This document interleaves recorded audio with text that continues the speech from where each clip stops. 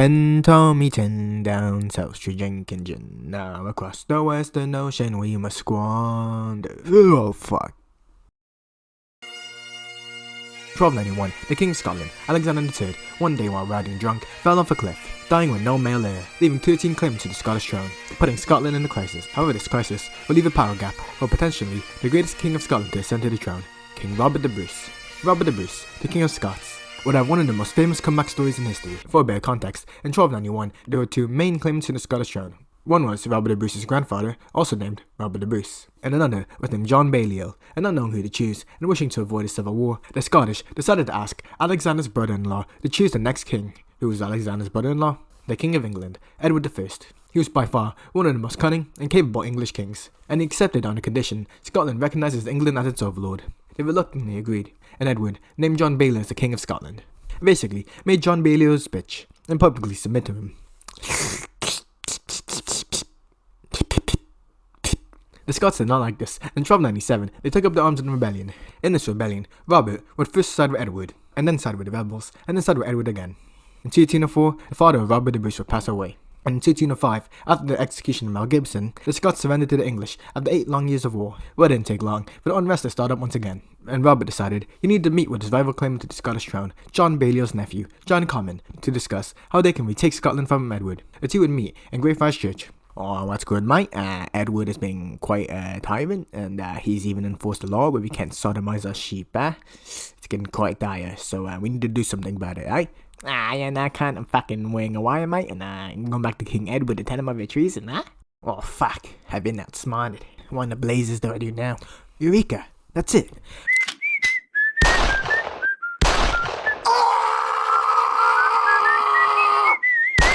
Robert did something he probably shouldn't have. While killing another claimant to the throne is pretty cool, killing him in a church is not. When the big man in Rome found out, he had him excommunicated. And when Edward I found out, he declared Bruce an outlaw and a traitor. Robert moved fast and was crowned king in March 1306. Edward met with Aymer de Valence, the Earl of Pembroke, to figure out how to deal with Bruce. Oh my days, Edward I, you're a fucking superstar. Yes, I know. I need you to go kill Robert. Sure. Pembroke rode up north with around 2,000 men. Robert the Bruce had around 2,500 men. And when he got word Pembroke was at Perth, he rode out to meet him. Come out from your fucking walls, Pembroke, and scrap me, Fucking do the little fisticuffs, do the man dance. Oh my days, Robert the Bruce. Fuck you. You not see what time of day it is? It's like 6:37. Still late to do battle.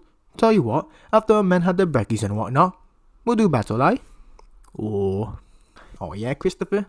I'll be honest with ya, I'm quite glad Pembroke didn't wish to fight today. At least our men can get a bit of rest, fuck.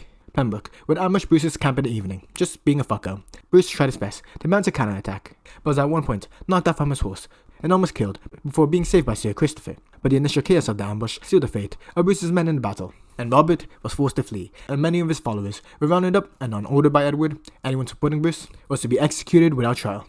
Robert and the rest of his supporters would scatter. However, his brother, Neil Bruce, while trying to regroup, was captured, and was then hanged, drawn, and quartered.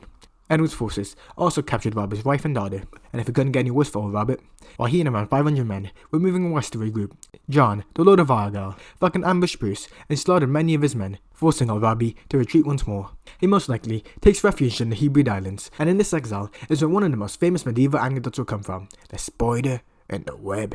Robert was in fucking despair. His brothers had been executed, his wife and daughter had been seized, and many of his supporters lay dead for his crown. He was thinking about giving it all up, and possibly going on crusade to atone for his sins, until he saw a spider attempting to spin a web. He observed as the spider web broke, but it got up and tried again, until it broke again. However, it got up, tried again, and no matter how many times it broke, it just got up and kept spinning, until on the 6th try, she had a web, which heavily inspired Robert to never give up. He would return to Scotland to take the fight to the English. He would avoid any pitched battles, but instead he would focus on small raids against English strongholds, and also lead ambushes against the Scottish lords, loyal to the Commons. He would also get a small get back against the Earl of Pembroke. As the Earl was leading a few hundred men through a nervous slope, Robert ordered his men to drop boulders on them, killing possibly hundreds. But he would get his most famous lick against Pembroke at the Battle of Loudon Hill. Robert and around 600 men, knowing Pembroke was coming with a few thousand men to try to slaughter them, prepared for battle, chose the bog-filled grounds of Loudon, and then ordered his men to dig trenches to impede the English mobility further. He would then have his men create a massive spear and pike wall, and just had them wait until the English army would charge. Now, I could tell you boringly what happened, or I could read a cheeky poem written by poet John Barber. The king's men met them at the dike, so stoutly they are the most warlike, and strongest of them fell to the ground. Then could be heard a dreadful sound, as spears unarmored rudely shattered, cries and groans the wounded uttered. But those that first engaged in fight, battling fought with all their might. The shouts and cries rose loud and clear, a grievous noise it was to hear. After the English crashed head on into the spear wall, they just couldn't find a way to press their advantage with the numbers. As men fell into ditches and were impaled on pikes, Pembroke realized there was no way they were going to win this, and signalled a retreat. And apparently after this victory, Edward I, filled with fury, rode up to Scotland. See, my boy, when you want something done, you do it yourself. Pembroke's biodegradable. It took me 8 years to subdue them the first time, and I'm willing to take 16 years just to subdue them again. Yo, I think I'm dying of dysentery. But he died of dysentery on the way there. With his greatest enemy gone, Robert would face off against John Comyn once more. No, they didn't resurrect him. Instead, he would be facing off John Comyn's kin, also named John Comyn. At the Battle of Barra, while most sources are like, we don't know how many people were there, how many people died at the battle. The battle went somewhat along the lines of this. Robert was ill and camping with his men until he was ambushed by forces led by David of Brecon, a Scottish lord serving with Pembroke. His men retreated to a castle, but John Comyn and his men, being too far behind, were unable to press their advantage. As the ill King Robert launched a counter-attack, the men of John Comyn were caught off guard, causing them to rout. Robert and his men would give chase for a while, until he commanded his men to stop and told his only living brother, Edward the Bruce, to lead a force of men, and absolutely fucked the lands of Bucking up. They laid waste to every castle and stronghold. They killed those who denied Robert as the king. They killed livestock, and also burned their grain. This is remembered as the harrying of Buchan, or the rape of Buchan. John Comyn then fled to England, and with the Commons defeated, Robert was kinda looking like the legitimate King of Scotland after all. As many minor lords were swear their oaths to him, he starts moving everywhere, north, west, east, and recaptured many lands from the English or hostile Scots, while the new King of England, Edward II, was just being Edward II, gaying out and being an awful fucking ruler and warrior, while Robert was starting to act like an actual king. He would give out lands he captured from the Commons to lords loyal to him. Oh yeah, Sir Ansel Jubilee, I name you the new Earl of Buchan, eh? I don't think you can do that. Oh yes, the fuck I can. And even held his first parliament at St. Andrews on the 15th of March 1309, and for the next few years, the large battles and fighting would die down, until, in the year 1313, his brother Edward would lay siege to Stirling Castle, and said to the commander, one Sir Philip Mowbray, "You have until June 24th to surrender the castle before we bumblefuck you, sir." Oh yeah? I'll go call King Edward then, My fucking over here, there's like 6 million. Edward invaded Scotland with possibly 20,000 men. Robert had around 7,000 men and waited in some marshy woodlands for the English to arrive. One of the first English nobles to spot Bruce and his men was Humphrey de Bohun, the Earl of Hereford. I'm him. I can end this rebellion in one swift blow. And he crouched his lance, his horse galloping towards Bruce. Bruce, battle axe in hand, charged towards Bohun and would fucking weave, slip, roll, yeah. Raise his axe, bringing him down on the helm of Bohun. The axe somehow splitting through his helmet, killing him.